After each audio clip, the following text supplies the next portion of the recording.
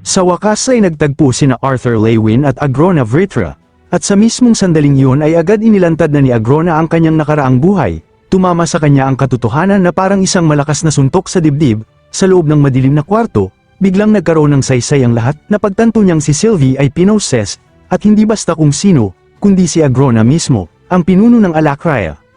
Bago pa makapag-react si Arthur, dahan-daang itinaas ni Sylvie ang kanyang ulo, ngunit hindi na ito ang Sylvie na kilala niya. Ang kanyang mga mata ay nagliyab sa nakakatakot na pulang liwanag, at isang mapanirang ngiti ang lumitaw sa kanyang mukha habang ang paligid ay napuno ng kakaibang lilang enerhiya.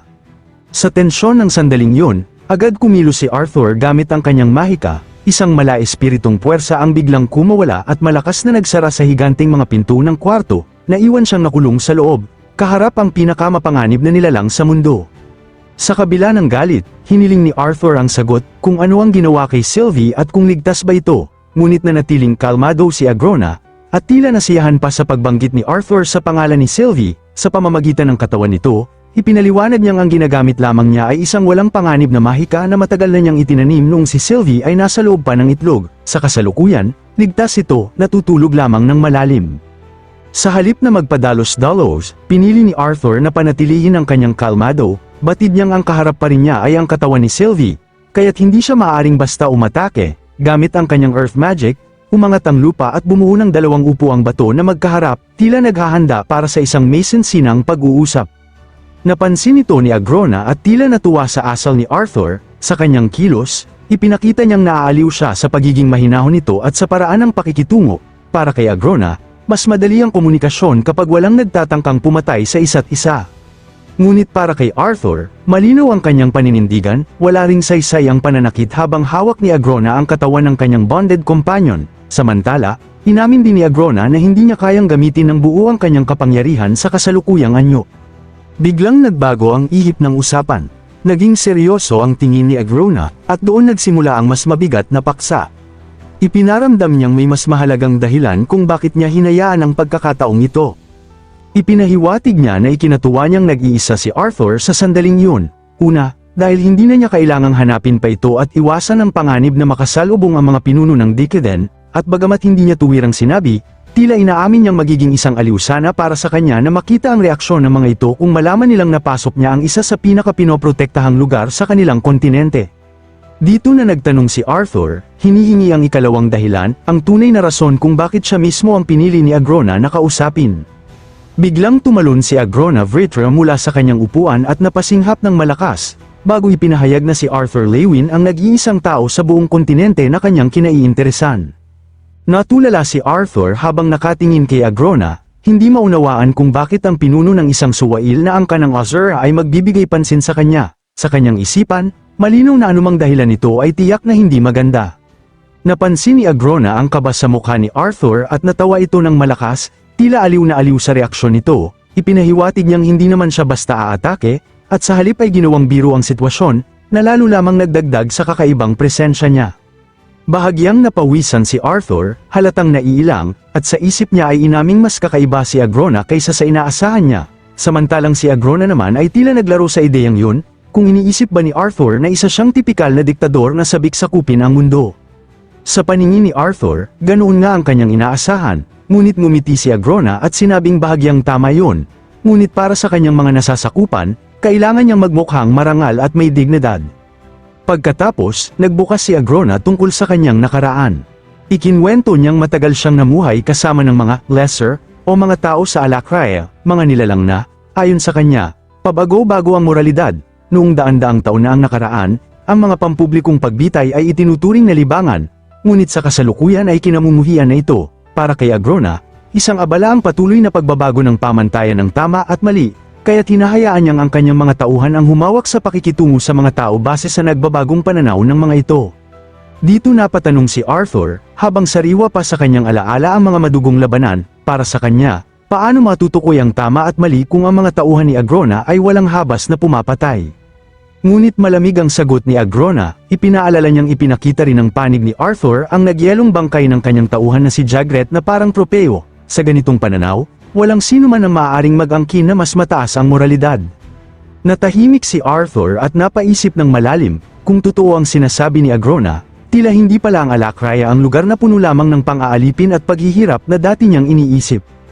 Tila nabasa ni Agrona ang iniisip niya at diretsyong tinukoy ang pagdududa ni Arthur, kung nagtataka ba ito kung bakit tila may pakialam siya sa mga lesser. Naalala ni Arthur ang mga sinabi ng mga Azura, lalo na ang kanyang guro, at ipinunto na ayon sa kanila, matagal nang nagsasagawa si Agrona ng eksperimento sa mga tao, kahit bago pa siya mapatalsik mula sa Aphytis. Nag-inat si Agrona at may bahid ng ngiti na nagsabing ang pinakamagagandang kasinungalingan ay kalahating katotohanan. Habang naglalakad siya, nanatiling tahimik si Arthur, nakikinig lamang, habang ipinahiwatig ni Agrona na hindi kailanman ipinaliwanag ni Kezes at ng kanyang mga kasama ang tunay na dahilan ng kanyang mga ginawa. Sa gitna ng usapan, may napansin si Agrona, isang itim na tela sa di kalayuan, pinulot niya ito habang nagpapatuloy ang tensyon sa pagitan nila. Samantala, iniisip ni Arthur na ang layunin ni Agrona ay bumuo ng hukbo na kayang talunin ng mga Azura, at mula rito, tila may kakaibang aura ang bumalot sa paligid. Matapos suriin ang laman ng tela, ngumiti si Agrona at tila kinumpirma na yun lamang ang alam ni Arthur. Sa isang iglap, itinapon niya ang kung anumang nakuha niya, marahil ay isang piraso ng sungay, at muling humarap kay Arthur. Sa seryosong tono, tinanong niya kung iniisip ba ni Arthur na basta na lamang siyang nagising isang araw na nais gumawa ng malawakang pagpatay laban sa sarili niyang lahi. Ngunit nanatiling kalmado si Arthur, para sa kanya, walang anumang dahilan ang maaaring magbigay katwiran sa ginagawa ni Agrona. Bahagyang nadismaya si Agrona, inaasahang ganoon nga ang magiging pananaw ni Arthur, katulad ng kay Kezes, gayunpaman, pinili niyang magbigay ng isang paghahambing. Pinapaisip niya si Arthur kung paano kung ipinanganak itong walang mahika, ipinakita sa kanyang alaala ang isang alternatibong buhay, isang mundong hindi siya kinikilala ng mga maharlika, hindi pinapansin ng mga kaibigan, at hindi man lang makakapasok sa Zyrus Academy. Sa ganitong sitwasyon, isa lamang siyang karaniwang tao na walang halaga sa mata ng lipunan. Pagkatapos, inihambing ito ni Agrona sa sarili niyang karanasan bilang bahagi ng Basilisk clan, bagamat kinatatakutan sila ng ibang lahi, sa hanay ng mga Azura ay minamaliit sila, at kahit si Lord Endrith, ang kinikilalang pinuno, ay hindi man lang siya pinansin o itinuring na karapat-dapat pagtuunan ng pansin. Sa narinig na paghahambing, napangisi si Arthur Lewin, tila hindi kumbinsido. Sa kanyang isipan, malinaw na ang ganitong uri ng paliwanag ay walang saysay, hindi nito mabibigyang katwiran ang paglalaro sa buhay ng napakaraming inosente para lamang sa sariling kapangyarihan. Ngunit agad sumagot si Agrona Vritra ng isang malamig na tanong, umiiyak ba ang tao para sa mga langgam na kanilang natatapakan? Napahilig si Arthur sa kanyang kinauupuan at napabuntong hininga, doon niya napagtanto na marahil ay naging hangal siya sa pag-aakalang maaari silang magkaroon ng isang makatuwirang pag-uusap. Sa kabila nito, ipinagpatuloy lamang ni Agrona ang kanyang paliwanag, para sa kanya, ang lahat ng kanyang eksperimento ay nagdulot ng kabutihan sa mga tao ng Alakraya, hindi raw siya sinasamba dahil sa takot, kundi dahil sa paghanga. Para sa kanila, siya ay isang tagapagligtas. Dito muling nagduda si Arthur, iniisip kung binura ba ni Agrona ang alaala ng mga tao tungkol sa mga pagpatay at pagpapahirap na ginawa nito sa kanilang mga ninuno, ngunit ayon kay Agrona, ang mga ginamit sa eksperimento ay dapat pangang magpasalamat, sapagkat ang kanilang mga sakripisyo ang magbibigay ng mas magandang kinabukasan sa susunod na henerasyon. Hindi agad nakasagot si Arthur, sa kanyang isipan, malinaw ang isang bagay, lubos na naniniwala si Agrona sa kanyang ginagawa, gaano man ito kalupit sa paningin ng iba. Sa kabila ng kanyang pagdududa, nagtanong pa rin si Arthur kung ano nga ba ang tunay na nakamit ng mga eksperimento na yon. Habang kinakalikot ni Agrona ang isang kumikinang na bato, ipinaliwanag niya ang pagkakaiba ng dalawang kontinente. Sa Deceden, isa lamang sa bawat 100 tao ang may kakayahang gumamit ng mahika, ngunit sa Alakraya, ayon sa kanya, 1 sa 5. Napahinto si Arthur sa laki ng agwat, sa sandaling yun, hindi niya napigil ang mapatayo at mapataas ang boses sa pagkabigla. Bahagyang ngumiti si Agrona, tila natutuwa sa reaksyon ni Arthur, para bang nakikita niyang unti-unti nitong nauunawaan ang kanyang punto. Ngunit sa halip na tanggapin ito, mas lalo pang naging mapagbantay si Arthur. Sa kanyang pananaw, tila baliw ang layunin ni Agrona, kaya't direkta niyang tinanong kung ano nga ba ang tunay nitong plano. Ngunit maikli lamang ang sagot ni Agrona, ang pagkabaliw ay nakadepende sa pananaw ng tumitingin. Sa puntong yun, napansin ni Arthur ang sarili niyang pag-aakala, iniisip niyang nais lamang siya ni Agrona na mapasama sa kanyang panig. Ngunit nang banggitin niya ito, natawa lamang si Agrona, tila aliw na aliw sa ideyang yon. Para kay Agrona, masyadong maraming inaakala si Arthur, ngunit kulang ito sa tunay na mga sagot, at sa isang mapanlinlang na ngiti, ipinahiwatig niyang maaari niyang ibigay ang ilan sa mga ito.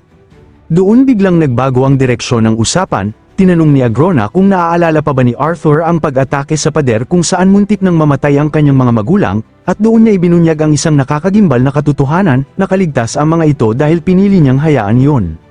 Hindi pa doon natapos ang kanyang revelasyon, ipinaliwanag din niya kung bakit tila walang pakialam ang mga Azura sa kasalukuyang kalagayan ng Decadent. Ayon sa kanya, may ilang Azura, kabilang sina Alder at Winsome, ang nagtangkang pasukin ang kanyang kastilyo sa Alacraya.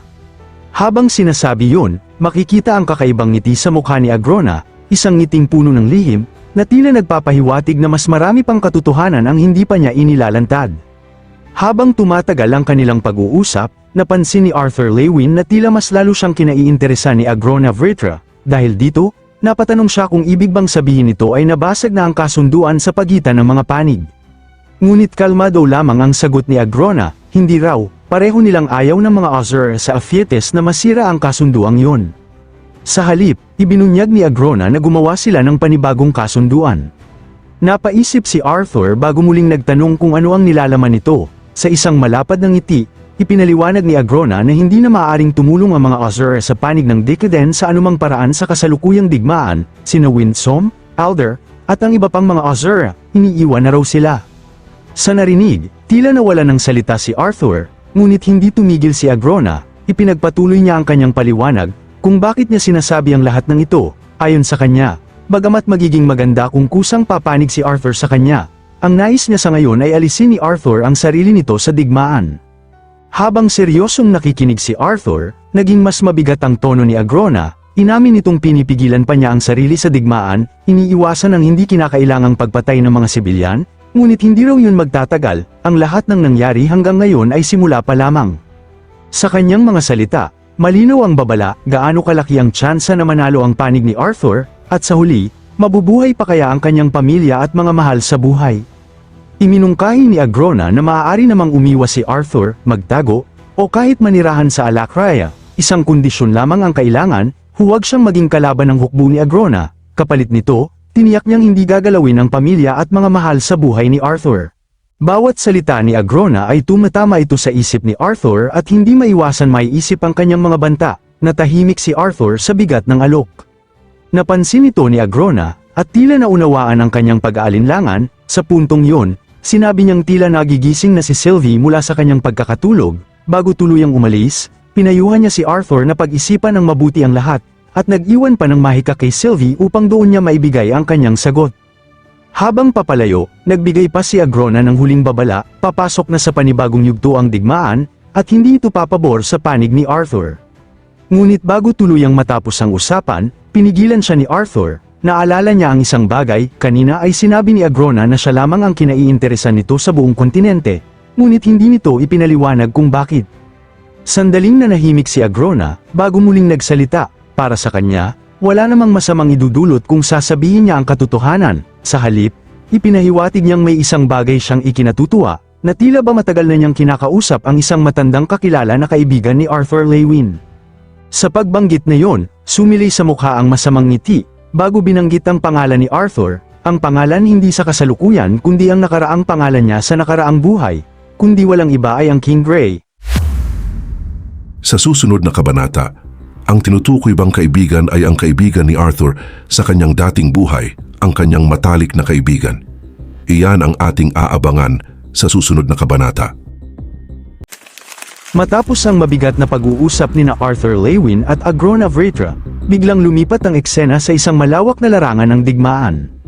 Wasak na ang mga mahikang panangga habang walang tigil ang paglusob ng malalaking halimaw, isa-isa nilang binabasag ang depensa ng mga salamangkero na pilit na nagtatanggol. Ngunit sa kabila ng kanilang pagsisikap, tila wala nang saysay ang kanilang mga ginagawa, unti-unti silang natatalo.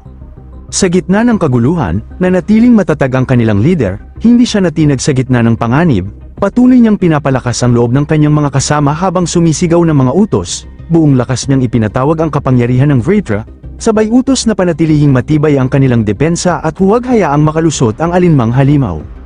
Gayunpaman, sa likod ng kanyang matatag na tindig, mababakas pa rin ang pagkabahala sa kanyang mukha, isang damdaming pilit niyang itinatago sa kanyang mga nasasakupan. Sa kanyang isipan, ramdam niya ang hirap ng kanilang sitwasyon, lalo na't napakahirap dalhin ng kanilang grupo mula sa hilagang bahagi ng Beast Glades patungo sa kinaroroonan nila ngayon.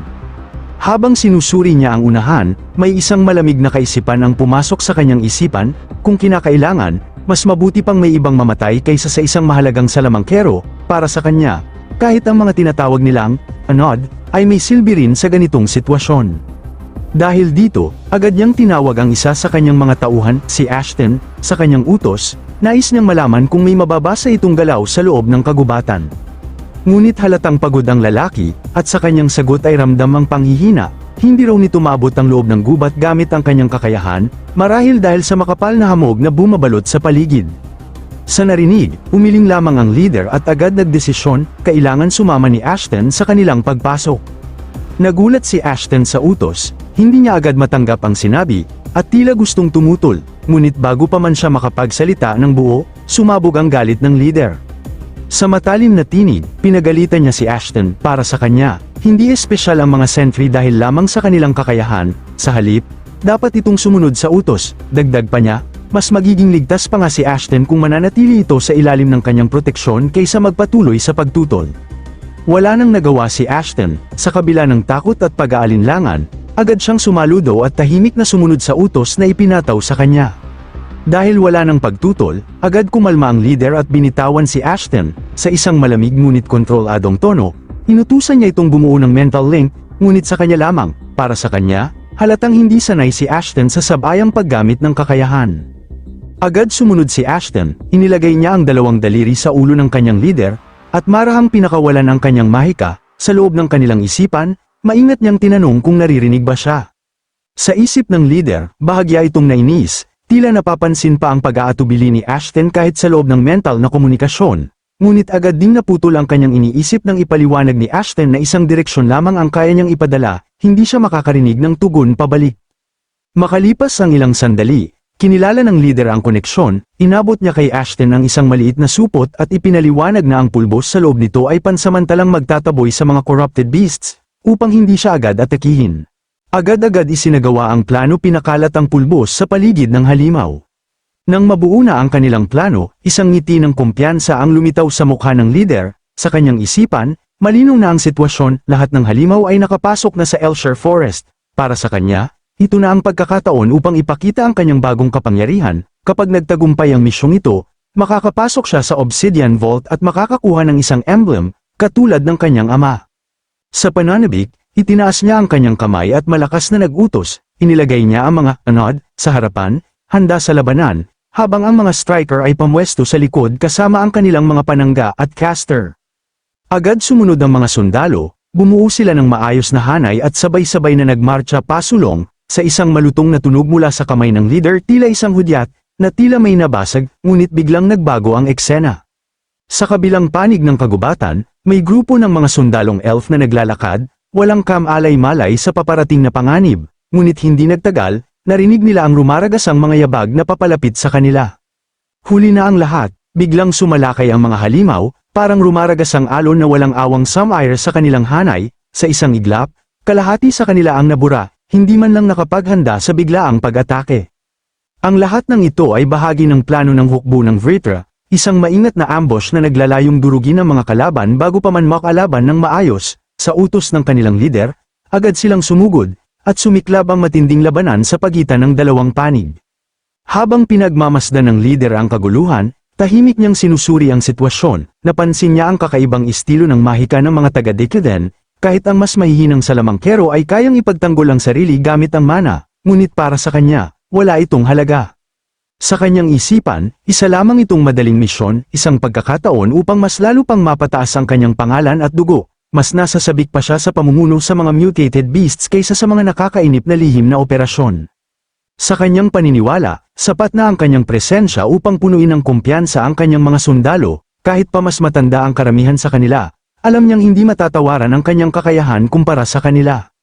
At habang lalo siyang nalulunod sa sariling ambisyon, lumawak ang kanyang ngiti, sa kanyang paningin, darating ang araw na siya mismo ang mag-aangat sa kanilang angkan, ang House Mature, hanggang sa rurok ng kapangyarihan. At marahil, hindi lamang sa Vechor, kundi sa buong Alakraya. Biglang nakuha ang atensyon ng leader, si Stefan, nang may isang babaeng elf na sumulpot mula sa gitna ng kaguluhan, tila hindi natitinag sa gitna ng mga halimaw, malakas nitong inutusan ang kanyang mga kasama na huwag hayaang makalusot ang kahit isang halimaw. Sa sandaling yun, may kung anong nagbago sa loob ni Stefan, isang matinding pagnanais ang umusbong, ang subukin ng sarili niyang lakas laban sa babaeng yun, para sa kanya, malinaw na ang target niya. Agad siyang nag-utos sa kanyang mga tauhan, pinukas ang depensa sa kanya habang ang iba ay umatras sa ligtas na distansya, si Ashton naman ay inatasan niyang manatiling malapit at bantayan ang kanyang kalagayan. Sa isang iglap, naglabas siya ng nagliliyab na espada at buong kumpiyansang sumugod. Napansin agad ng babaeng elf ang kanyang pagdating, ngunit hindi yun naging sapat. Sa lakas ng unang hampas ni Stefan, tumilapon ang babae, ngunit sa kanyang pagtataka, napansin niyang bahagya pa rin itong naprotektahan ang sarili gamit ang mana. Hindi nagtagal, napansin niya ang paparating na mga palaso mula sa likuran, ngunit sa kanyang isipan, mabagal ang mga kalaban, hindi sapat ang kanilang bilis laban sa kanya. Sa tulong ng kanyang mga kasama, agad siyang naprotektahan ng barrier. Sa kanyang paningin, tila wala lamang ang mga ito, mga primitibong kalaban na hindi kayang makipagsabayan. Sa kabilang banda, unti-unting nawawala ang pag-asa ng mga elf, masyadong malakas ang kanilang kalaban, lalo na't may kasama pang mga halimaw, ang laban ay tila wala ng pag-asa para sa kanila. Muli, sumugod si Stefan patungo sa babaeng elf, ngunit agad siyang binalaan ni Ashton, ipinaliwanag ang lakas ng kalaban at ang paparating nitong mga pag-atake, sunod-sunod na wind slash ang tumama sa kanyang direksyon, habang may isa pang pag-atake mula sa itaas. Sa huling sandali, narinig niya ang babala, yumuko siya, at sa isang iglap ay nakaiwas sa isang nakatagong atake mula sa likuran. Sa sandaling yun, naramdaman niya ang takot, kung tinamaan siya ng direkta, hindi sapat ang kanyang depensa upang mabuhay. Napagtanto niya na kailangan na niyang tapusin ang laban, agad, kaya binitiwan niya ang kanyang espada at naghanda. Muling dumating ang babala, umiwas siya sa kanan, ngunit dahil dito ay sinadya niyang binitiwan sa kanyang kamay ang kanyang espada. Sa kabila nito, napagtanto niya ang halaga ng isang sentry tulad ni Ashton, kahit wala itong kakayahang lumaban, napakahalaga nito sa laban. Habang walang kamalay-malay ang babaeng elf, ang nawalang espada ni Stefan mula sa itaas ay lumitaw ito, gamit ang naglalagablab na espada, bumagsak ito sa harap ng babae, ngunit nakaiwas man ito sa huling sandali, ang lupa ay nagwasak sa lakas ng atake, ngunit hindi nagpatinag si Stefan, sa isang iglap, sumulpot siya sa harap ng babae at pinakawalan ng isang malakas na suntok. Tumilapon ang babae at bumangga sa isang malaking puno. Hindi na nag-aksaya ng oras si Stefan, kinuha niya ang kanyang espada, lumalakas ang aura sa kanyang paligid, para sa kanya, tapos na ang laban, isang madaling panalo. Ngunit sa mismong sandaling yon, bigla siyang napahinto. Isang hindi nakikitang puwersa ang pumigil sa kanyang galaw. Sa loob ng ilang segundo, naramdaman niya ang isang presensyang tila pumapasok sa kanyang kaluluwa. Sa malayo, narinig niya ang nanginginig na boses ni Ashton, isang babala na agad siyang umalis sa lugar. Ngunit tumanggi si Stefan, hindi niya matanggap ang nangyayari, para sa kanya, imposible itong mangyari, siya ang tagapagmana ng House Vale, hindi siya basta-basta matatalo. At doon niya nakita ang isang pamilyar ngunit nakakatakot na anyo. Si Arthur Lewin, nakatayo ito sa kanyang harapan, may malamig at mabigat na presensya. Sa kanyang isipan, hindi niya maintindihan kung paano naging ganito kalakas ang isang kaedad niya lamang. Sa isang simpleng galaw, gamit ang kaunting mahika, itinulak ni Arthur ang kanyang katawan. Sa isang iglap, tumilapon si Stefan sa malayo at bumagsak sa lupa, basag ang kanyang braso. Habang gumagapang, pilit niyang hinahanap ang kanyang mga kasama, ngunit nang tumingin siya, doon niya napagtanto ang katotohanan, iniwan na siya. Sa kanyang kayabangan at pagmamataas, napatawa na lamang siya ng mapait, unti-unti, nawawala ang kanyang pag-asa. Tumingin siya sa kanyang likuran, at sa sandaling yun ay bumalat sa kanya ang matinding takot, sa kanyang isipan, paulit-ulit na umalingaw-ngaw ang isang bagay, hindi ito ang dapat mangyari. Sa paligid, makikita ang resulta ng digmaan, wasak ang kagubatan, at halos wala nang natitirang sundalo ng mga elf. Tahimik na pinagmamasdan ni Arthur ang eksena, sa kanyang isipan, mabigat ang pakiramdam, napakaraming buhay ang nawala sa pagtatanggol sa kanilang tahanan. Naputol ang kanyang pag-iisip nang magsalita ang babaeng elf, nagpasalamat ito sa kanyang pagdating at nagpakilalang si Lena Emeres, pinuno ng Timog Silangang Unit sa Eleanor. Ngunit hindi ito tinanggap ni Arthur ng buong puso, sa halip, yumuko siya at humingi ng paumanhin, para sa kanya, Sana ay naiwasan ng lahat kung mas maaga siyang dumating. Muli siyang natahimik, naaalala ang usapan nila ni Agrona Vritra. Sa kanyang isipan, nagsimulang mabuo ang isang mabigat na tanong, ito na ba ang tinutukoy nitong susunod na yugto ng digmaan? Habang nakatingin sa walang malay na katawan ni Stefan, agad siyang nagutos sa isang sundalo na dalhin ito sa kampo at gamutin ang sugat upang hindi ito mamatay, at bago tuluyang umalis, nagbigay pa siya ng isang malamig na utos, siguraduhin nilang hindi nito kitilin ang sariling buhay, kailangan niya itong manatiling buhay. Matapos ang naganap na labanan kamakailan, unti-unting sumilip ang bagong umaga, sa loob ng kampo ng mga elf, tahimik ang paligid, ngunit sa gitna nito ay may isang toldang napapalibutan ng isang harang na mahika, tila may mahalagang binabantayan sa loob. Mula roon, biglang umalingaw-ngaw ang sigaw ni Stefan, halos mabaliw ito sa galit at takot habang hinahanap ang kanyang hukbo. Sa gitna ng kanyang pag-aalboroto, napansin niyang nawawala ang isa niyang braso, dahilan upang lalo siyang magwala at pilitin ang sinumang makarinig na sumagot sa kanya. Ngunit walang tumugon, ilang sandali pa, biglang bumukas ang tolda, isang pigira ang dahan-daang pumasok, isang presensyang agad nagbigay ng bigat sa hangin. Nang makita ni Stefan kung sino yun, agad niyang nakilala ang taong tumalo sa kanya, si Arthur Lewin, ngunit sa halip na matakot, muli siyang nagpakita ng kayabangan, kahit nakatali, pilit niyang ipinagmalaki ang kanyang pinagmulan, ipinapakita ang kanyang pagiging miyembro ng House Vale, tila umaasang may halaga pa rin yun sa kanyang sitwasyon. Ngunit hindi siya pinatapos, sa isang iglap, isang malakas na sampal ang dumapo sa kanyang mukha. Natigilan si Stefan, hindi makapaniwala sa nangyari, para sa kanya, hindi katanggap-tanggap na tratuhin siya ng ganoon, galit niyang tinanong kung paano nagawa yun sa kanya, at sinubukan pang magbanta, ngunit muli, hindi siya pinatapos. Sa pagkakataong ito, mas mabigat ang sumunod, agad siyang sinakal ni Arthur, at sa malamig at mabigat na presensya nito, malinaw ang ipinahiwatig, hindi niya nauunawaan ang sitwasyong kinasasadlakan niya. At sa unang pagkakataon, unti-unting naramdaman ni Stefan, ang tunay na takot. Agad pinakawalan ni Arthur Lewin ng isang mataas na antas ng mahikang kidlat, isang kapangyarihang kayang tapusin ang lahat sa isang iglap, sa harap nito, nanlumo si Stefan, nanginginig ang kanyang boses habang nagtatanong kung ano ang balak gawin sa kanya. Makikita sa mga mata ni Arthur ang nag-aalab na galit, sa kanyang isipan, muling umalingaw-ngaw ang mga salita ni Agrona Vritra, mga salitang pilit niyang itinataboy ngunit patuloy na bumabalik, kumakagat sa kanyang konsensya.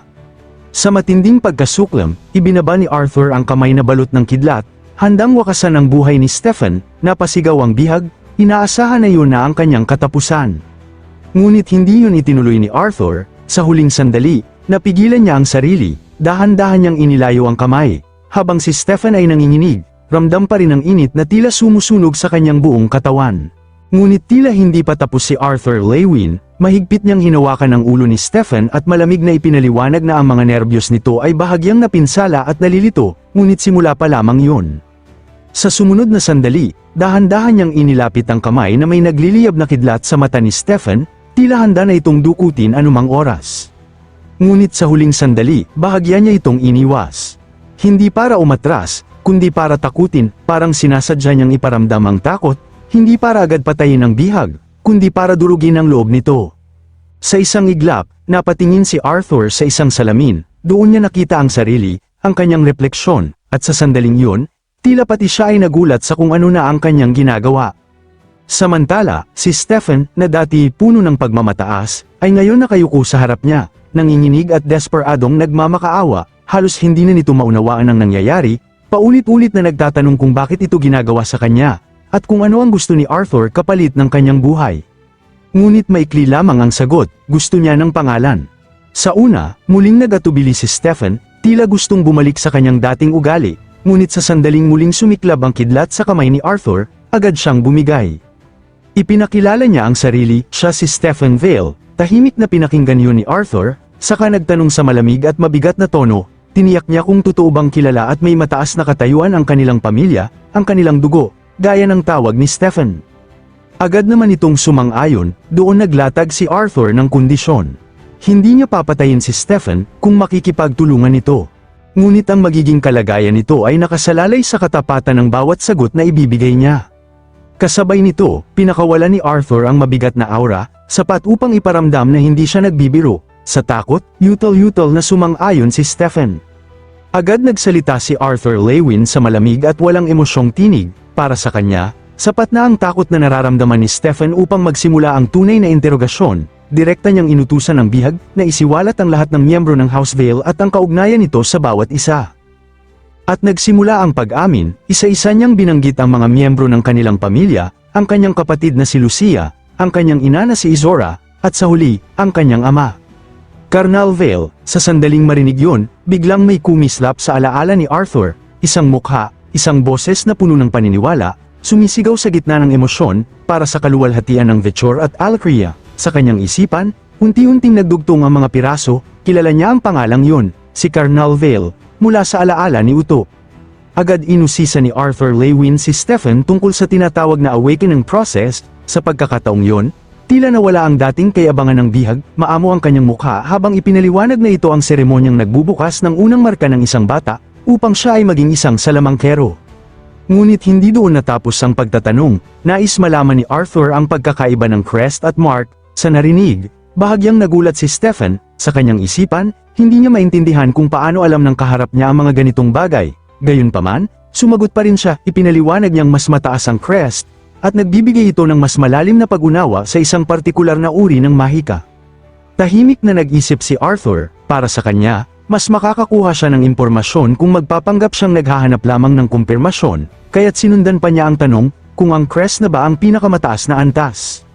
Ngunit agad itong itinama ni Stefan. Ayon sa kanya, lampas pa rito ang emblems, at higit sa lahat ang Reg Elias, ang pinakamataas na uri. Mas lalo pang lumalim ang usapan nang itanong ni Arthur kung gaano kalakas ang mga may regalia kumpara sa mga retainers. Sa puntong yun, halatang kinabahan si Stefan, hindi niya alam ang sagot, at agad niyang ipinagtapat na ang pinakamalakas lamang sa kanilang pamilya ay isang emblem holder. Sa takot, nanumpa pa siya sa pangalan ng Vritra. Sa isip ni Arthur, malinaw ang isang bagay, ang mga taong ito ay tila sumasamba sa Vritra na parang mga Diyos. Nagpatuloy siya sa pagtatanong. Nais malaman kung ilan ang may hawak ng emblem at regalia sa Dikiden, ngunit muli, kulang ang kaalaman ni Stefan. Ang alam lamang niya, ang kanyang commander ay isang emblem holder na sumusunod sa isang regalia holder. Sa sandaling yun, napagtanto ni Arthur na mababa ang ranggo ni Stefan, hindi ito sapat upang makakuha ng mas mahalagang impormasyon. Sa kanyang isip, malinaw, ang House Vale ay hindi ganoon kataas ang katayuan. Ngunit bago tuluyang manahimik, may idinagdag si Stefan.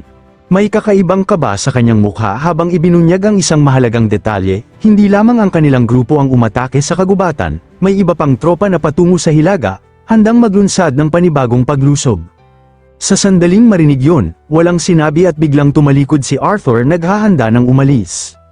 Naiwan si Stefan, naguguluhan at desperado. Para sa kanya, sapat na ang impormasyong ibinigay niya upang makalaya. Paulit-ulit siyang nagsumamo, pinapaalala ang pangako na hindi siya papatayin. Ngunit walang tugon. Paglabas ni Arthur sa tolda, tumambad sa kanya ang kalunos-lunos na kalagayan ng kampo, sugatan ng mga elf, ang ilan ay inaakay, ang iba na may patuloy na ginagamot, tahimik ngunit mabigat ang paligid. Sa gitna nito, seryosong nagsalita si Arthur, pinaninindigan ang kanyang sinabi. Hindi niya papatayin si Stefan, at sa huling sandali, bago tuluyang lumayo, yun lamang ang iniwan niyang salita. Bago tuluyang lumisan sa lugar, huminto si Arthur Lewin sa babaeng elf at malamig na iniwan ng isang utos, malaya na silang gawin ang nais nila sa bihag na Alacrian. Pagkatapos nito, mag-isa siyang naglakad palayo, tinatahak ang tahimik na kagubatan. Sa bawat hakbang, muli na namang bumabalik sa kanyang isipan ang mga salitang binitiwan ni Agrona Vritra, isang babalang tila unti-unting nagiging realidad, papasok na raw ang digmaan sa panibagong yugto, at malinaw na hindi ito pabor sa kanilang panig. Huminto si Arthur at sumandal sa isang puno, pinipilit ayusin ang magulong kaisipan. Sa loob-loob niya, tinanong niya ang sarili kung dapat ba niyang ibunyag sa konseho ang tungkol kay Agrona, ngunit agad din niyang tinanggihan ang ideyang yun. Walang ibang nakakaalam ng banta kundi siya, at si Sylvie. At kahit si Sylvie, alam lamang yun dahil hindi na niya lubusang maitago ang kanyang mga iniisip mula rito. Mahigpit niyang kinuyam ang kanyang kamao habang patuloy na nag-iisip, umaasa siyang maayos ang kalagayan ni Sylvie, na nasasanay ito sa bago nitong katawan at sa mga kapangyarihang kasama nito. Sa ngayon, mas ramdam niya ang kontrol sa kanyang Dragon's Will, lalo na't narating na niya ang antas ng White Core. Sa huli, napabuntong hininga siya. Para sa kanya, tama ang naging desisyon na iwan muna si Sylvie sa kastilyo. Ngunit hindi pa rin siya matahimik, patuloy na bumabalik sa kanyang isipan ang malamig na paniniwala ni Agrona, na ang mga isinailalim sa eksperimento ay dapat pangang magpasalamat, at higit pa roon, ang mas mabigat na katotohanan, ang mga Azura, kabilang sina Winsome at Alder, ay tila iniwan na ang Deceden. Biglang bumalik ang alaala ni Arthur Lewin mula sa kanyang mahimbing na pagkakapahinga, isang madilim at masakit na bahagi ng kanyang nakaraang buhay bilang si Gray. Sa alaala, makikita siyang nakaupo sa isang madilim na lugar, tila isang bihag, nakatali siya sa isang upuan, at unti-unti siyang nagising nang may tumawag sa kanya. Sa sandaling imulat niya ang kanyang mga mata, naramdaman niyang mahigpit na nakagapos ang kanyang mga kamay. Hindi niya kilala ang taong nasa harap niya, isang anyong halos hindi maaninag sa mahinang ilaw. Mula sa dilim, may boses na nagtanong kung ano ang huli niyang natatandaan. Dahan-daang binal ika ni Gray ang kanyang alaala, naalala niyang katatapos lang niyang manalo sa isang torneo, ngunit pagkatapos noon, may tumakip sa kanyang ilong, at doon na siya tuluyang nawala ng malay. Hindi pa doon natapos ang pagtatanong, muling nagsalita ang misteryosong lalaki, hinihingi pa ang iba niyang naaalala. Sa pagkakataong yun, naalala ni Gray ang pagtanggap niya sa alok ng isang makapangyarihang tao, isang babaeng kilala niya bilang isang guro. Maya-maya, dalawang lalaki ang lumantad mula sa dilim, isa sa kanila ang nagtanong tungkol sa babae, kung ano ang pangalan nito at kung ano ang ugnayan nila. Sa isip ni Gray, napagtanto niyang tila naghahanap lamang sila ng kumpirmasyon, kaya't maingat niyang sinabi na kakakilala pa lamang niya kay Lady Vera. Ngunit hindi sila naniwala, agad siyang tinawag na sinungaling. Sinubukan pa siyang pigilan ng isa, at muling tinanong kung ano ang nangyari matapos ang torneo. Nanginginig na sumagot si Gray na papunta na siya sa kanyang silid noon. Doon tuluyang sumabog ang galit ng malaking lalaki. Sa isang iglap, sinakal siya nito at itinaas sa ere. Pinipilit siyang umamin, inakusahan siyang bahagi ng isang organisasyon, isang grupo na umano'y nagpadala sa kanya upang protektahan ang tinatawag nilang legacy. Nalito si Gray, hindi niya maintindihan ang kanilang sinasabi, anumang organisasyon o legacy na tinutukoy nila, wala siyang alam. Hirap siyang huminga habang pilit inuunawa ang sitwasyon, ngunit bago pa siya makapag-isip ng malinaw, tuluyan na siyang nawala ng lakas, itinapon siya ng lalaki, at habang unti-unting nagdidilim ang kanyang paningin, may huli pa siyang narinig. Isang malamig na utos, habaran siya, at ihanda ang gagamitin sa kanya. Isang bagay na magsisimula ng mas malala pang bangungot. Sa muling pagmulat ng kanyang mga mata, bumungad kay Arthur Lewin, bilang si Gray noon, ang isang lalaking may hawak na dalawang maliit na lalagyan, tila mga test tube. Sa malamig na tinig, sinabi ng lalaki na naniniwala silang may impormasyon siyang kailangan nila, at dahil doon, kailangan siyang manatiling buhay, sa ngayon. Sa isip ni Gray, nagtanong siya kung gaano katagal siyang nawala ng malay. Habang binubuksan ng lalaki ang isa sa mga lalagyan, ipinaliwanag nito na kung tama ang hinala nila tungkol sa kanya, maaaring handa siya sa ganitong sitwasyon, ngunit kung nagkamali sila, kung nagkataon lamang ang lahat, hindi na nito tinapos ang pangungusap. Sa halip, dumukot ito ng kakaibang pulbos mula sa sisidlan at ipinakita kay Gray, sabay sabing ang susunod na mangyayari ay magiging lubhang hindi komportable para sa kanya. Dahan-dahan itong pinahid ang pulbos sa balat ni Gray. Napuno ng takot ang kanyang isipan, hindi niya maintindihan ang balak gawin sa kanya, ngunit bago pa siya makapag-isip, nagsindi na ang lalaki ng apoy. Nakiusap si Gray, ngunit walang pakialam ang lalaki. Sa sandaling idikit ang apoy sa bahaging may pulbos, agad itong nagliyab, sumiklab ang matinding sakit sa kanyang katawan, dahilan upang mapasigaw siya. At hindi doon natapos, paulit-ulit itong ginawa sa iba't ibang bahagi ng kanyang katawan. Sa bawat ulit, nagmamakaawa si Gray na itigil na yun, ngunit para sa lalaking nasa harap niya, tila wala lamang yun. Unti-unting nawala ng saysay ang oras, pinapahiran siya ng pulbos, sinusunog ang kanyang balat, pagkatapos ay titigil sandali, binibigyan siya ng maling pag-asa na tapos na ang lahat. At saka muling uulitin, sa gitna ng walang katapusang sakit, tuluyan nang bumigay si Gray. Nanginginig, halos mawala ng ulirat, desperado niyang sinabi na sasabihin niya ang kahit ano, anumang gusto nilang marinig.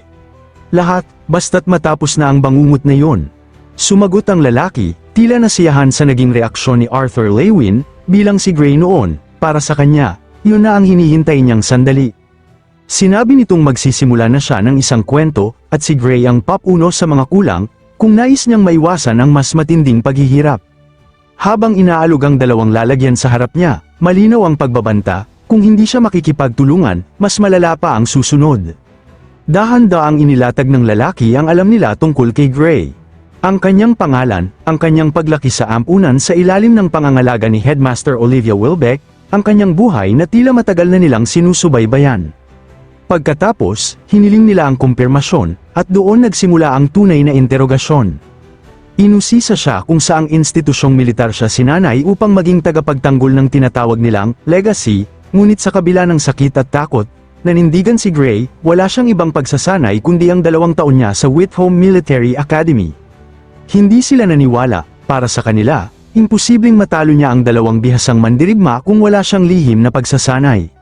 Sinubukan ni Gray ipaliwanag na may tumulong sa kanya, ngunit hindi siya pinatapos. Para sa mga lalaking yon, may mas malalim na dahilan ang lahat, hindi sila naniniwalang basta-basta lamang siyang pinayagang makihalubilo sa iba kung may kinalaman siya sa legacy. Ngunit para kay Gray, wala pa ring malinaw, hindi niya alam kung ano ang tinutukoy nila. Hindi niya alam kung anong sekreto ang pilit nilang kinukuha mula sa kanya. Sa kabila ng paulit-ulit na tanong at pagbabanta, iisa lamang ang sagot niya. Wala siyang alam, ngunit hindi yun sapat. Muling inilapit ng lalaki ang apoy, handang ipagpatuloy ang pagpapahirap. Nanginginig na si Gray, halos mawala na ng pag-asa habang patuloy na nagsusumamo. At sa mismong sandaling yun, biglang nagbago ang lahat. Isang patalim ang sumingit mula sa dilim, tumama sa leeg ng lalaking may hawak ng apoy, hindi na ito nakaiwas, kasabay nito, ang isa pang lalaki ay tinamaan ng isang malakas na suntok, dahilan upang tumilapon ito sa pader. Tumahimik ang paligid, at mula sa liwanag, may isang taong lumapit kay Gray, isang figura na tila nagdala ng kaligtasan sa gitna ng bangungot. Dahan-dahan itong yumuko sa harap ni Gray, na may bakas ng emosyon sa mukha ni Gray, at marahang sinabi ng dumating, na ligtas na siya. Sa wakas, may dumating upang iligtas siya, ang babaeng guro mula sa akademya, ang siyang nagpatapos sa kanyang paghihirap. Matapos ang interogasyon ni Arthur kay Stephen, makikita siyang lumilipad sa himpapawid. Para sa kanya, may kakaibang pakiramdam ang paglipad, isang sensasyong hindi pa rin niya lubos maipaliwanag. Napangiti siya habang naiisip na mas mapapabuti ang kalagayan ni Lena at ng kanyang mga puwersang Elven sa ilalim ng pamumuno ni General Aya, lalo na't bihasa ito sa kagubatan. Gayunman, naisip niyang kailangan na niyang bilasan ang paglipad, kailangan na niyang bumalik sa kastilyo. Sa ngayon, sapat na muna ang impormasyong ibinigay ng transmission scroll tungkol sa Alacrian na kanyang tinanong. Habang papalapit siya sa kanyang patutunguhan, hindi niya maiwasang mapansin na kakaiba ang tanawin kapag lumilipad nang wala si Sylvie. Tahimik niyang inalala na marahil ay mag-aalala ito, lalo na kung muli na naman siyang nakaranas ng panaginip tungkol sa kanyang nakaraang buhay. Dahil dito, napagpasyahan niyang kakausapin niya ito pagbalik niya. Sa ngayon, kailangan niyang ituon ng pansin sa lugar kung saan siya higit na kinakailangan. Di naglaon, narating ni Arthur ang hangganan ng lugar. Mula sa itaas, nisalayan niya ang matinding labanan sa ibaba, ang walang tigil na sagupaan sa pagitan ng mga Alacrian at ng mga sundalong tagapagtanggol ng Decadent, nang tuluyan niyang matano ang pader, napagtanto niyang narito na siya. Araw-araw ay nasasaksihan ng pader na iyon ang walang humpay na pagtatangkang basagin ng mga Alacrian ng depensa ng kuta. Marami na siyang nabasang ulat tungkol sa mga pag-ataking ito, ngunit ngayon lamang niya ito nasaksihan ng personal. Habang bumababa siya, bigla siyang inatake. Ngunit madali lamang niya itong naitaboy sa isang simpleng galaw ng kamay. Nang tingnan niya kung saan ito nanggaling, doon niya napagtantong isang sundalo ng Decadent ang umatake, at halatang gulat na gulat din sa nangyari. Mabilis na lumapag si Arthur, at umalingaw-ngaw ang malakas na kalabog ng kanyang pagdating, agad siyang nakilala ng mga sundalo bilang isang general, kaagad namang nagbigay galang ang namumuno sa lugar at humingi ng paumanhin sa nagawang pagkakamali ng kanyang tauhan. Ipinaliwanag nitong hindi nila inaasahan ang pagdating ng isang lance, kaya't napagkamalan si Arthur bilang kalaban. Ngunit napangiti lamang si Arthur, sa loob-loob niya, matagal na rin mula nang tratuhin siya sa ganitong paraan, isa-isang nagbigay galang ang mga sundalo, at muling nangako ang kapitan na agad niyang paparusahan ang nagkamaling tauhan. Pinigilan yun ni Arthur at sinabing hindi na kailangan, dumating siya nang walang abiso mula sa Beastglades, kaya't likas lamang ang naging reaksyon ng sundalo. Pagkatapos, nilapitan niya ang sundalong umatake at pinuri ito. Magaling daw ang mata nito, ngunit sa susunod, dapat muna nitong ipagbigay alam sa nakatataas bago kumilos laban sa isang hindi kilalang banta. Agad namang sumagot ang sundalo ng may paggalang at pag-unawa. Sumunod, tinanong ni Arthur ang namumuno sa lugar kung ano ang pangalan at posisyon nito. Nagpakilala ito bilang si Captain Olbanth Kelris ng Bulwark Division. Ngumiti si Arthur habang nakatingin dito. Sa wakas, nagsalita siya, handa nang harapin ang susunod na hakbang. Ngayon, oras na para pag-usapan ng estratehiya. Habang pababa sila sa hagdan, ipinaliwanag ni Captain Olbanth Kelris na ang kanyang dibisyon ay karamihan binubuo ng mga manggagawa at panday na responsable sa pagpapanatili at konstruksyon ng pader. Sa isip ni Arthur, tiyak na abalang-abala ang mga ito sa walang tigil na mga ligaw na pag-atake sa pader. Ipinagpatuloy pa ng kapitan na araw-araw siyang nagbibigay ng ulat tungkol sa mga pagkukumpuni, pati na rin sa estado ng mga yaman at supply. Habang nagmamasid si Arthur sa paligid, hindi niya napigil ang humanga, tahimik siyang tumingin sa lawak ng lugar at napaisip na tila mali ang pagtawag dito bilang simpleng pader, sapagkat higit pa ito sa inaakala, isang napakalawak at masalimuot na estruktura. Humingi naman ng paumanhin ang kapitan sa ingay sa paligid, na ani ay maaaring maging nakalulula para sa mga hindi sanay. Sumang-ayon si Arthur, inamin na totoong nakabibigla, ngunit pinagsisihan niya ngayon lang siya nagkaroon ng pagkakataong bisitahin ang lugar. Ipinaliwanag ng kapitan na mula sa bahaging iyon ay may mga palapag ng maaaring pasukin ng mga sibilyan. Sa kanilang paglalakad, nakasalubong nila ang dalawang sundalo na agad nagbigay galang sa kapitan. Napatawa si Kelris at Senita ang mga ito, sapagkat nararapat daw na ang isang lance ang kanilang pinupugayan sa ganitong pagkakataon. Bahagyang nailang ang mga sundalo at agad ding nagbigay galang kay Arthur, ngunit pinigilan niya ang labis na formalidad at sinabing sapat na ang simpleng saludo. Habang nagpapatuloy sila, naramdaman ni Arthur ang init sa paligid kaya't nagtanong siya kung may apoy ba sa malapit. Ipinaliwanag ng kapitan na sila ay dumaraan sa kanilang pangunahing pandayan. Pagdating nila roon, bumungad ang isang abalang lugar na puno ng mga manggagawa at malalaking makinang pinapagana ng apoy. Napatingala si Arthur at labis na namangha sa kanyang nasaksihan. Sa kanyang isipan, kahanga-hanga ang mga mekanismong nagpapatakbo sa pader. Masusing pinanood niya ang mga ginagawa ng mga ito at napagtantong kahalintulad ito ng isang lumang steam-driven hammer mula sa Earth, ngunit agad ding sumagi sa kanyang isip ang tanong kung paano ito naging posible. Hindi nagtagal, naunawaan niya ang sagot, ito ay pinapagana ng gravity magic. Nagpatuloy ang dalawa sa paglalakad hanggang sa makalabas sila sa lugar. Sa kanilang paglabas, tila napunta sila sa isang pamilihan, ipinahayag ng kapitan na ang pader ay tunay ng isang kahangahangang obra. Sumang-ayon si Arthur, namamangha sa laki ng pag-unlad ng infrastruktura at populasyon sa loob lamang ng ilang taon. Habang sinusuyod ang lugar, napansin niyang tila may sarili itong ekonomiya.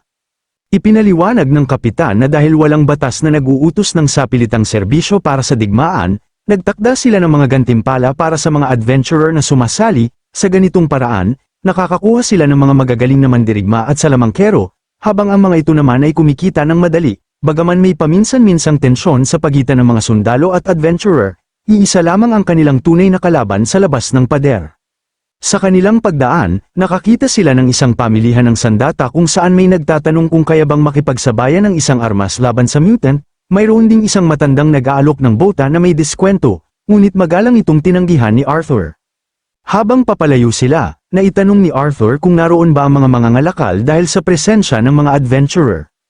Kinumpirma ito ng kapitan at ipinaliwanag na bagamat hindi sila pinapayagang mag-operate sa pangunahing ruta ng supply at mabigat ang buwis sa lugar, patuloy pa rin silang dumarating ng marami. Mahalaga ang kanilang presensya, sapagkat kung wala sila, mapipilitan ang pamunuan na akuin ang responsibilidad sa pagkain, kasuutan, armas, at maging libangan ng libu-libong mandirigma. Sa sistemang kanilang binuo, binabayaran ng pamahalaan ng mga adventurer naman ang gumagastos sa mga mangangalakal, at ang mga buwis mula sa mga ito ang muling ginagamit upang pandohan ng mga adventurer. Sa ganitong paraan, lahat ay may kabuhayan, at lahat ay may ambag sa pagtatanggol ng pader. Napangiti si Arthur sa kanyang napagtanto. Para sa kanya, napakatalino ng sistemang ito, isang mahusay na paggamit ng lahat ng magagamit na yaman. Sa kanyang pagtingin sa kapitan, naisip niyang ang ekonomiyang umiikot sa loob ng pader ay malinaw na patunay ng husay ng nakatataas na opisyal na namamahala sa malalungsod na complex na ito. Maya-maya, muling nagsalita ang kapitan at binanggit na mas mabilis sana kung lumipad na lamang si Arthur pababa, ngunit umaasa siyang nakatulong ang maikling paglilibot upang mas makilala nito ang lugar. Nagpasalamat si Arthur, malinaw ang kasiyahan sa kanyang tinig habang pinahahalagahan ang ipinakitang pagsisikap ni Captain Olbanth Kelris. Habang papalapit sila mula sa unahan, naabutan ni Arthur ang isang grupo ng mga sundalong tila nasa gitna ng pagpupulong. Mula sa kanilang hanay, may isang leader na nagsalita ng malakas, ipinapakita ang kahalagahan ng lugar. Ipinaliwanag ni Captain Olbanth Kelris na iyon ang lugar kung saan nagtitipon ng mga kapitan at pinuno upang pag-usapan ang mga estratehiya at mahalagang usapin ng depensa. Sa kanilang paglapit, Agad na nagsalita si Captain Alban Kellis at ipinaalam kay Arthur na napapanahon ng kanyang pagdating, sapagkat magsisimula na ang isang pagpupulong, papunta na rin sana siya roon nang dumating si Arthur. Matapos nito, may ipinakita siyang bagay sa kanyang mga tauhan bilang hudyat ng kanilang pagpasok. Habang naglalakad sila patungo sa loob ng isang malaking tolda kung saan gaganapin ang pagpupulong para sa estratehiya, ipinaliwanag ng kapitan na naroon na sa loob ang senior captain, kasama ang iba pang mga kapitan at ilang pinuno ng iba't ibang dibisyon. Dahil dito, napaisip si Arthur tungkol sa kung sino ang tinutukoy na senior captain. Pagpasok nila sa loob, bumungad kay Arthur ang isang malaking mesa na may nakalatag na malawak na mapa, at sa paligid nito ay naroon ang maraming opisyal na abala sa paghahanda. Isa sa mga naroon nang agad nakakilala kay Arthur, agad itong tumayo at magalang na bumati, ipinapahayag ang karangalan sa pagdating ng isang lance, susunod na sana ang iba sa pagtayo, ngunit agad itong pinigilan ni Arthur, na ayaw gawing formal ang sitwasyon. Pagkatapos, muling nagsalita ang lalaking unang bumati at inanyayahan si Arthur na umupo, kasabay ng pagpapakilala ng kanyang sarili. Tahimik lamang na minasdan ni Arthur ang lalaki, sinusuri ang kilos at tindig nito. Sa huli, ipinahayag ng lalaki ang kanyang pangalan sa isang seryosong tinig. Siya si Trodius Flamesworth, ang senior captain na namamahala sa buong pader. Pagdating ni Arthur sa hangganan ng pader upang dumalo sa isang masensinang pulong para sa estratehiya laban sa kaaway, biglang lumipat ang tagpo. Sa kabilang dako, makikitang tila isang sanggol si Sylvie, kasalukuyang nagsasanay maglakad gamit ang bago niyang katawan. Nasa tabi niya ang kapatid ni Arthur, matiyag ang gumagabay at nagpapalakas ng loob. Pinapaniwalang kaya niyang matutong tumayo at maglakad ng mag-isa. Sa kabila nito, tila nais ni Sylvie ng kaunting tulong, Worry ipinahihiwatig na masyadong malayo ang pagitan nila at mas mabuting lumapit ng kaunti ang nagtuturo sa kanya, ngunit nanatiling matatag ang kapatid ni Arthur sa kanyang pasya, kailangan niyang subukan ito ng walang alalay upang masanay ang sarili. Dahil sa patuloy na paghikayat, napabuntong hininga na lamang si Sylvie at buong determinasyong sinimulan ng kanyang mabagal na paglakad. Nanginginig ang kanyang mga paa at halatang hirap na hirap sa bawat hakbang, ngunit hindi siya sumuko. Masayang pinanood ng kapatid ni Arthur ang kanyang pagsisikap, gayunman, sa gitna ng kanyang paglalakad, bigla na lamang nawala ng balanse si Sylvie at natamba. Nagulat ang kapatid ni Arthur at agad sana siyang sasalo, ngunit huli na ang lahat, pareho silang napasubsob sa sahig. Sa halip na masaktan o mag-alala, nauwi ang lahat sa tawanan. Sa gitna ng simpleng sandaling iyon, kapwa nila naramdaman ng gun at saya ng kanilang pagsasama. Lumipat ang eksena sa loob ng isang tensyonadong war council, kapansin-pansing kakaiba ang atmosfera, mabigat at puno ng paghahanda para sa nalalapit na laban, nakatipon ng mga opisyal sa paligid ng isang malaking pabilog na mesa, at sa gitna nito ay nakalatag ang isang malawak na mapa. Sa dulo ng mesa, tahimik na nakaupo si Trodius Flamesworth, ang kanyang matatalim na pulang mata ay sinusuri ang buong silid habang iniisa-isa ang mga ulat. Binanggit ng isang babae habang tinuturo ang mapa, may 5 unit sa kasalukuyang lokasyon at 3 pa sa silangan. Pagkatapos, ibinaling ni Trodius ang kanyang atensyon sa isang sundalo at tinanong ang katumpakan ng itinakdang timeline para sa paglilinis ng mga dungeon. Nagatubili ang kapitan sa pagsagot, ipinahihiwatig na medyo tumpak naman ito kung isa sa alang-alang ang mga kondisyon, ngunit agad itong pinutol ni Trodius, iginiit na ang 1 linggo ay masyadong matagal. Tahimik lamang na pinagmamasdan ni Arthur ang buong pagpupulong, maingat niyang pinag-aaralan si Trodius, ang kilos, ang pananalita, at ang paraan ng pamumuno nito. Malamig na ipinagpatuloy ng commander ang kanyang mga utos, ayon sa kanya, patuloy na dumarami ang bilang ng mga corrupted beasts, kaya't 4 na araw lamang ang ibinibigay para sa bawat dungeon, iyon na ang kanilang limitasyon. Agad namang tumutol ang isang babaeng opisyal, ayon sa kanya, kung pagmamadaliin ng mga unit, tiyak na tataas ang bilang ng mga masasawi. Napansin ni Arthur ang tensyon sa silid, sa isipan ni Arthur, habang patuloy siyang nakikinig sa usapan sa konseho, hindi niya napigil ang bumalik sa mga narinig niya noon kina Jasmine at Hester tungkol sa mga paniniwala at pagpapahalaga ng mga Flamesworth, dahil doon, kahit pa ngayon ay kaharap na niya si Trodius, hindi niya maiwasang magkaroon ng bahid ng pagdududa. Patuloy na nagsalita ang babaeng opisyal habang nakikinig si Trodius at ang iba pa sa loob ng konseho. Iginiit nito na ang ilan sa mga dungeon ay hindi pa kailanman nalilinis, at kung hindi gagamitin ang matinding pag-iingat, maaaring malipol ang buong unit sa loob ng mga ito. Para kay Arthur, sa kabila ng mga naririnig, nanatili sa kanyang isipan ang isang malamig na katotohanan, dumating siya roon bilang isang lance, hindi bilang kaibigan ni Jasmine.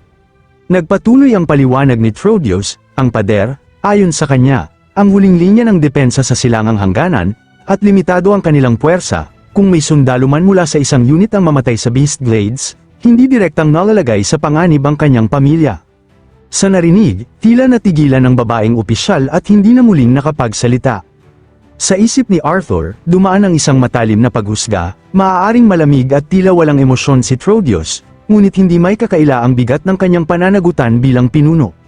Nagpatuloy si Trodius nang may matigas na tinig, kung ang mga halimaw mula sa mga dungeon na hindi pa nalilinis ay patuloy na dadami at aabot sa puntong malulunod ang pader, dahil sa labis na pag-iingat ng iisang unit, mas marami pang buhay ang mawawala sa mismong likod ng depensa. Ang mga halimaw, kasama ang mga Alacrian mage na kumokontrol sa kanila, ay malayang makakapasok sa mga kalapit na bayan at magdudulot ng mas malawak na pagkawasak.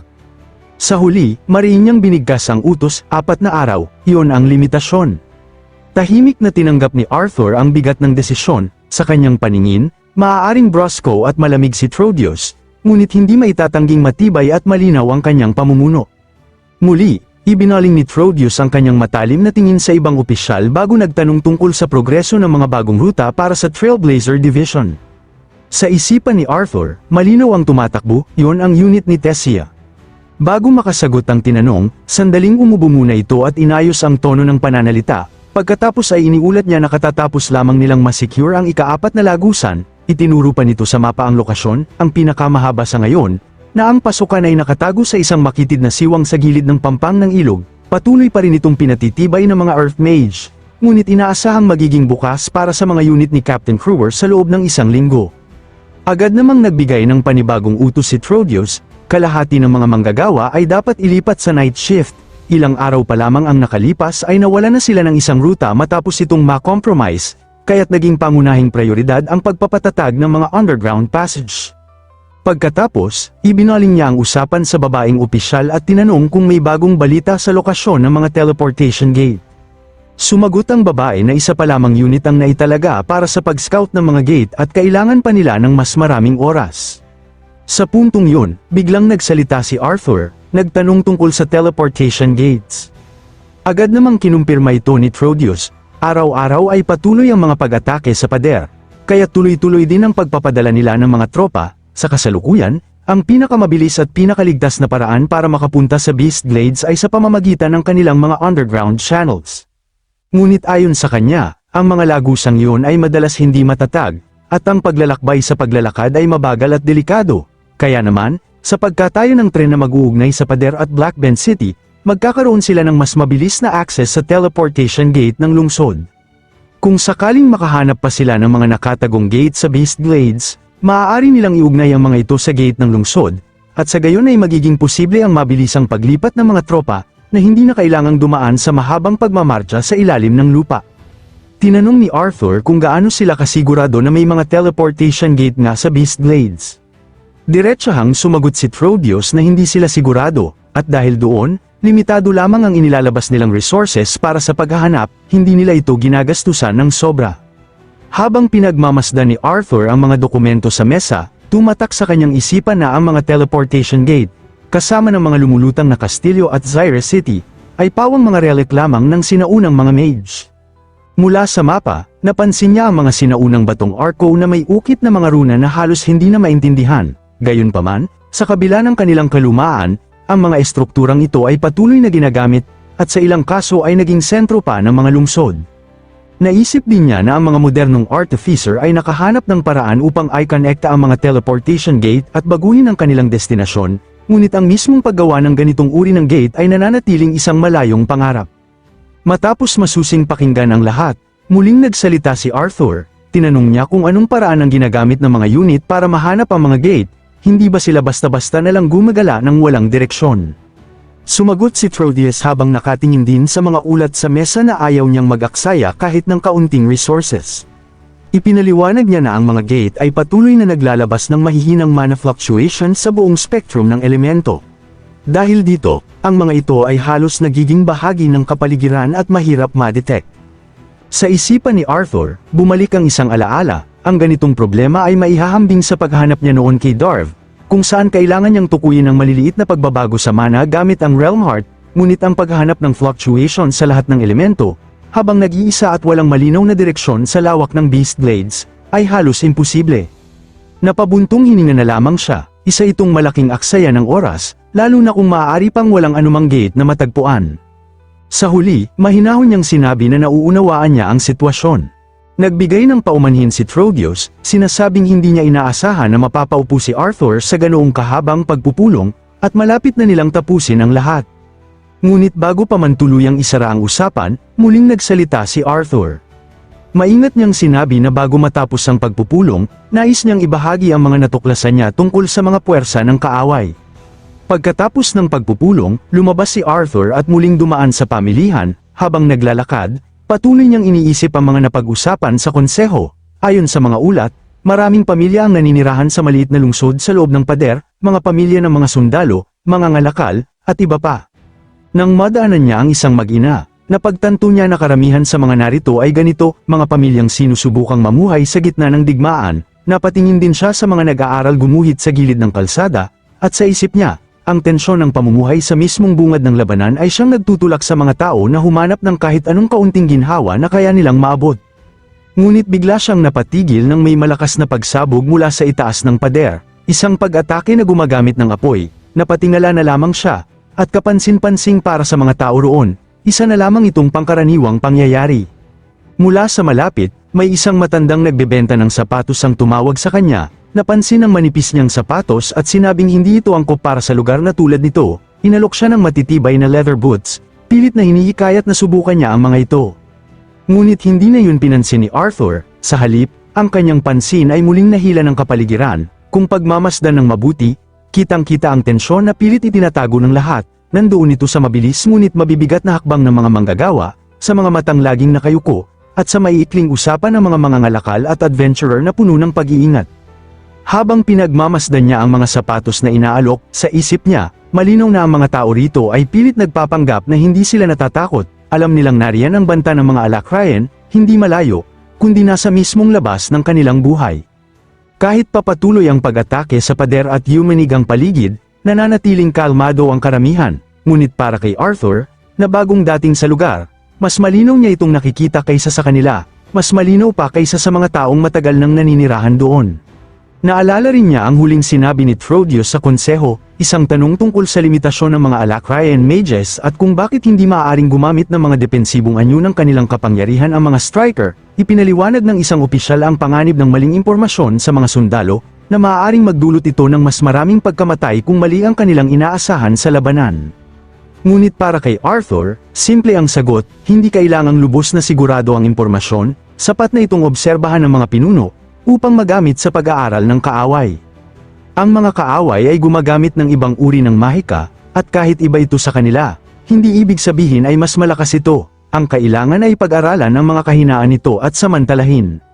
Habang bumabalik sa kanyang isipan ang konseho, napagtanto niya na kahit alam na nila ang tungkol sa marks, crests, emblems, at regalias, marami pa rin ang nag-aalangan na tanggapin na ang mga alakrayan ay tunay na naiiba sa kanila.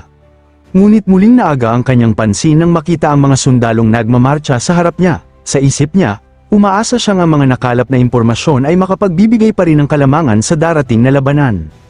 Sa paligid, may mga taong nag-uusap habang pinagmamasdan ang isang patrol unit na dumaraan, may ilan pang nagsasabing sayang lamang ang resources at dapat na lamang ituon ang lahat ng sundalo sa Beast Glades. Ngunit napansin ni Arthur ang sinasabi ng taga roon na mas malalim na dahilan, ang pagtiyak na ligtas ang susunod na supply cart matapos ang insidenteng nangyari noong nakaraang linggo. Sa huli, ang pagkawala ng ilang supply ay walang halaga kung tuluyang makalusot ang kaaway sa harapan. Ngunit sa kanyang isipan, malinaw ang isang babala, ang pagtutok ng lahat ng puwersa sa iisang lugar ay isa sa pinakamabilis na paraan upang matalo sa digmaan, dahil dito, hindi na siya nagtagal pa, habang nagmamadaling lumalayo, tahimik niyang sinabi sa sarili na oras na upang bumalik sa trabaho, dahil ang lahat ng ito ay simula pa lamang.